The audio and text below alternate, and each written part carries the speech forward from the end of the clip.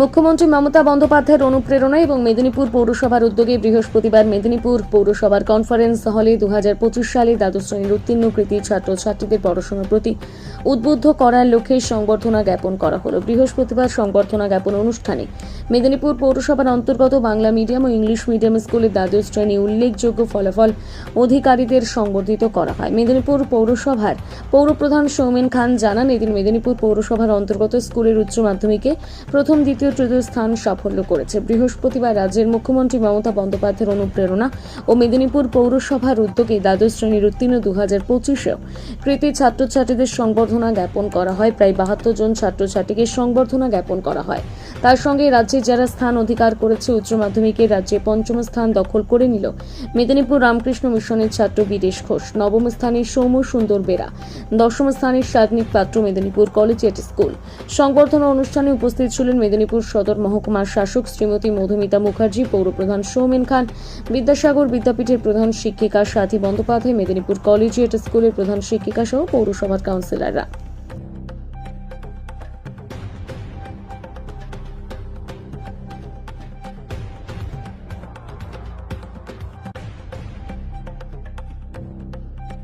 মাননীয় মুখ্যমন্ত্রী মমতা বন্দ্যোপাধ্যায় তিনি আমাদের নির্দেশ দিয়েছেন যে মাধ্যমিক এবং উচ্চ মাধ্যমিকে যারা উত্তীর্ণ হয়েছেন সাফল্যের সাথে তাদেরকে সম্মানিত করা। আজকে মেদিনীপুর পৌরসভার উদ্যোগে আমরা মেদিনীপুর শহরে যে উচ্চ মাধ্যমিক যতগুলি বিদ্যালয় আছে, সে বাংলা মিডিয়াম হোক, ইংলিশ মিডিয়াম হোক, আমরা তাদেরকে সম্মানিত করলাম প্রথম, দ্বিতীয়, তৃতীয় এবং রাজ্যে যারা স্থানাধিকার করেছে। রামকৃষ্ণ মিশনের একজন ছাত্র 5ম হয়েছে, কলেজিয়েট স্কুলের দুজন ছাত্র তারা 9ম এবং 8ম হয়েছে এবং এই সমস্ত ছাত্রছাত্রীদেরকে আমরা সম্মানিত করলাম যে যারা মেদিনীপুর শহরের পৌরসভার অধীনে বিদ্যালয়গুলি থেকে উত্তীর্ণ হয়েছেন তাদের সম্মানিত করলাম।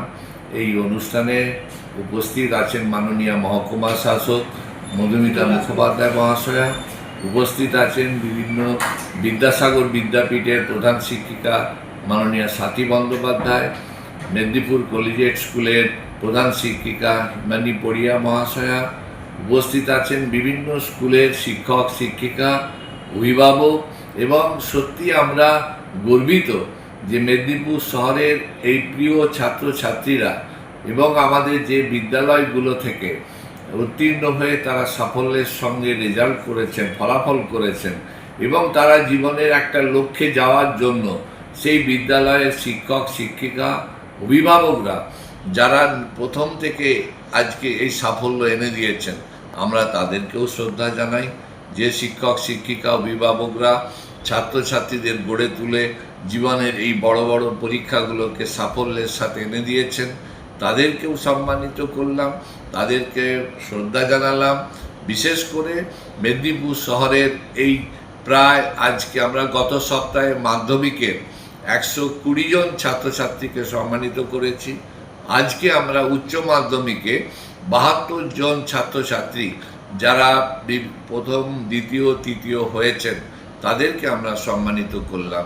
এটাই তো আমাদের গর্বের শহর, এটাই আমাদের গর্বের প্রিয় ছাত্রছাত্রী। আমরা তাদেরকে সম্মানিত করতে পেরে আমরা খুবই আনন্দিত, গর্বিত। তার জন্য সবাইকে ধন্যবাদ, শ্রদ্ধা এবং নমস্কার জানাই।